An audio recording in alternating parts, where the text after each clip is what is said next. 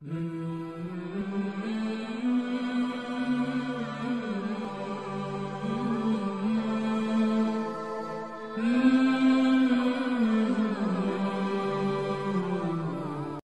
کا سننا تھا کہ حاکم وقت غصے سے جھلا اٹھا۔ اس نے اپنے نمائندہ درباری سے پوچھا، مگر یہ سب کچھ ہوا کیسے؟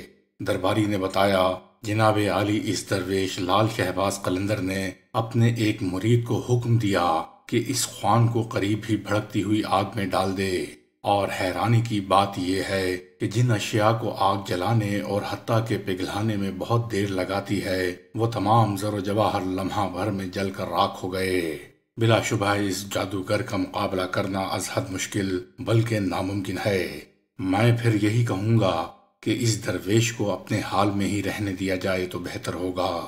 ایسا نہ ہو کہ کوئی اور مصیبت کھڑی ہو جائے اور وہ ہم پر ایسا حملہ کرے کہ ہم اس کا جواب بھی نہ دے سکیں بلکہ نقصان اٹھائیں۔ حاکم وقت گرجا، خاموش ہو جاؤ بزدل اور کم ہمت درباری، تم جیسے گیدڑ کی ہمارے دربار میں کوئی ضرورت نہیں، یہاں سے دفع ہو جاؤ۔ بہتر تو یہی ہے کہ ہم تیری گردن اڑانے کا حکم دیں، مگر تمہاری سابقہ خدمات کو دیکھتے ہوئے تمہیں صرف برخاست کیا جاتا ہے اور تم سے تمام مراعات واپس لی جاتی ہیں۔ اسی لمحے یہاں سے چلے جاؤ۔ اس کے بعد حاکم وقت نے اپنے مصاحبین خاص کا بند کمرے میں اجلاس طلب کیا اور ان سے طویل مشاورت کی۔ مصاحبین نے حاکم وقت کو کہا، ہماری سلطنت میں ایک سے بڑھ کر ایک نامور اور ہنر مند جادوگر موجود ہے۔ اس کمزور درویش لال شہباز سے ڈرنے کی قطعاً ضرورت نہیں۔ جادوگروں کی خدمات حاصل کی جائیں تو بڑی آسانی کے ساتھ اس جادوگر درویش کو زیر کیا جا سکتا ہے۔ اس کو شکست دینا کوئی مشکل کام نہیں۔ اس کے بعد حاکم وقت نے اپنی سلطنت کے ماہرین علم نجوم کو ایک بار پھر بلایا اور ان سے مشورہ طلب کیا۔ انہوں نے پھر اپنے ذائچے بنائے، عقل کے گھوڑے دوڑائے اور آخر کار حاکم وقت کو مشورہ دیا، مہاراج، ہماری رائے تقریباً پہلے ہی کی طرح ہے۔ ہمارا مشورہ ہے کہ اس درویش کو کچھ نہ کہا جائے، اسے کسی اور جگہ جانے پر مجبور نہ کیا جائے۔ اگرچہ وہ آپ کی سلطنت و حکومت کے لیے خطرہ ہے، مگر یہ خطرہ مزید بڑھ جائے گا جب آپ اس کے خلاف کوئی کارروائی کریں گے۔ بلکہ ہم تو آپ سے یہی کہیں گے کہ اس کے جس مرید کو آپ نے جیل میں بند کیا ہوا ہے اسے بھی فوری طور پر رہا کر دیا جائے، کیونکہ اس کی قید پر اس کے درویش مرشد لال شہباز سخت نالاں ہیں، جبکہ اس کی ناراضی کسی طرح بھی آپ کے حق میں نہیں۔ آپ اس کی خوشنودی حاصل کرنے کی کوشش کیجئے، ہو سکتا ہے کہ اس طرح آپ پر آنے والی مصیبت ٹل جائے۔ مگر حاکم وقت نے نجومیوں کا مشورہ قبول کرنے کی بجائے ببانگ دہل اعلان کیا، ہم اس درویش کو دیکھ لیں گے، ہم اسے یہاں سے بھگا کر دم لیں گے۔ تم نجومی لوگ تو بے وقوف اور بزدل ہو، عجیب احمقانہ مشورہ دے رہے ہو، ہماری غیرت و شان و شوکت کے خلاف رائے دیتے ہو۔ جاؤ یہاں سے، بھاگ جاؤ اور اپنے اپنے گھروں کی راہ لو۔ کہیں ایسا نہ ہو کہ ہمارا شاہی جلال جوش میں آ جائے اور ہم تم سب کو تختہ ادار پر لٹکانے کا حکم دیں، کیونکہ ہمارے نزدیک بزدلوں کی صرف یہی سزا ہو سکتی ہے۔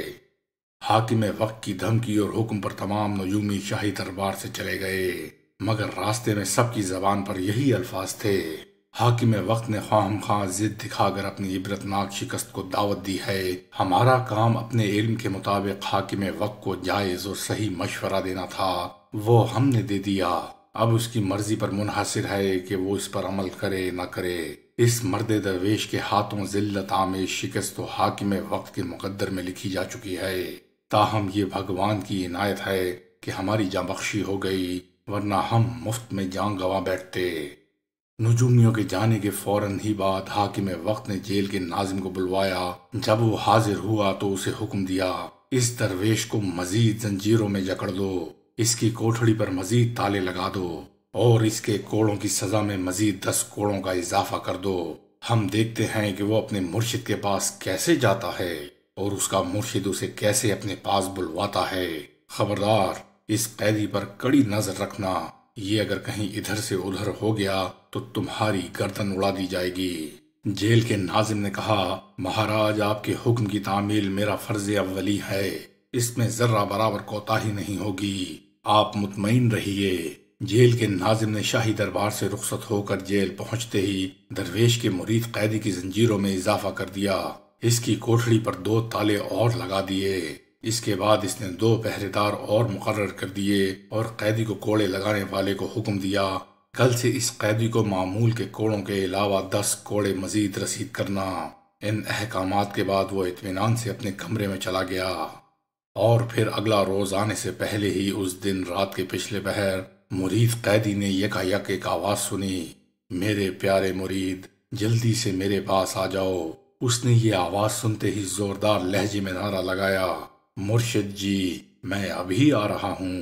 اور پھر اس نے دیکھا بھی اور محسوس بھی کیا کہ اس کے بدن پر لپٹی سخت اور مضبوط لوہے کی زنجیریں ایک ایک کر کے ٹوٹنے لگیں۔ تھوڑی ہی دیر میں تمام زنجیریں ٹوٹ کر کوٹھڑی کے فرش پر گر پڑیں۔ وہ سمجھ گیا کہ یہ اعانت الہی ہے، رحمت خداوندی جوش میں ہے اور اسے خود بخود رہائی مل رہی ہے۔ وہ اپنی جگہ سے اٹھا، دروازے تک پہنچنے سے پہلے ہی اس کے تمام تالے پلک جھپکنے میں ٹوٹ کر دور جا گرے۔ اب وہ تنگ کوٹھڑی سے نکل کر باہر کی کھلی فضا میں آ چکا تھا۔ جیل کے پہرے دار گہری نیند میں مست خراٹے لے رہے تھے۔ وہ جیل کی بیرونی آسمان سے باتیں کرتی دیوار کے پاس پہنچا تو دیوار میں یکایک شگاف پڑ گیا اور وہ اس میں سے گزرتا ہوا جیل سے باہر آیا۔ اس نے بغیر سوچے سمجھے ایک سمت چلنا شروع کر دیا۔ اس کے کانوں میں بڑے میٹھے اور دھیمے لہجے میں اس کے مرشد کی آواز اب بھی گونج رہی تھی، میرے پیارے مرید، میرے پاس جلد پہنچو، میں تمہارا انتظار کر رہا ہوں۔ یہ آوازیں اس کے کانوں سے ٹکراتی تو وہ پکار اٹھتا، مرشد جی، میں آپ کے پاس پہنچنے ہی والا ہوں۔ اور چلتے چلتے بالآخر وہ اپنے پیر و مرشد کے خیمے تک پہنچ گیا۔ درویش مرشد نے وہاں موجود اپنے مریدوں کو پہلے ہی خبر دے دی تھی کہ میرا ایک مرید خاص جیل کی تمام زنجیروں اور دیواروں دروازوں کو توڑتا ہوا میرے پاس آ رہا ہے، میں اس کے انتظار میں ہوں۔ اور پھر جیسے ہی قیدی مرید وہاں پہنچا تو تمام مریدوں نے آگے بڑھ کر اس کا خیر مقدم کیا اور اس قدر شدت و قوت ایمانی کے ساتھ اللہ اکبر کا نعرہ لگایا کہ در و دیوار گونج اٹھے۔ مرشد نے اٹھ کر اپنے ارادت مند کا استقبال کیا، اسے گلے سے لگایا اور اسے ڈھیروں دعائیں دیں۔ اس کے لیے کھانے کا خاص اہتمام کیا گیا، مخصوص چٹائی کا انتظام کیا گیا اور پھر مرید و مرشد نے کھل کر راز و نیاز کی باتیں کیں، رب کریم کے فضل و کرم کی باتیں کیں اور خدا کی راہ میں ایک ظالم حاکم وقت کے ظلم و ستم پر رب کریم کی طرف سے عطا کردہ جذبہ استقلال و استقامت اور صبر و ثابت قدمی کی باتیں کیں، رب ذوالجلال کا شکر ادا کیا اور نوافل ادا کیے۔ مرشد نے مرید سے کہا، عزیز من، تمہاری آزمائش کے لمحات ختم ہوئے، تم اپنی آزمائش میں سرخرو ہوئے، تمہارے اور ہمارے دشمنوں کی ہلاکت و ہزیمت قریب ہے، ظلم کو ایک نہ ایک دن مٹنا ہوتا ہے، اب ظالم کے دن گنے جا چکے ہیں، صبر و شکر کے ساتھ زمانے کے اتار چڑھاؤ دیکھتے جاؤ، وہ وقت بہت جلد آئے گا جب ہمارا دشمن کیفر کردار کو پہنچے گا۔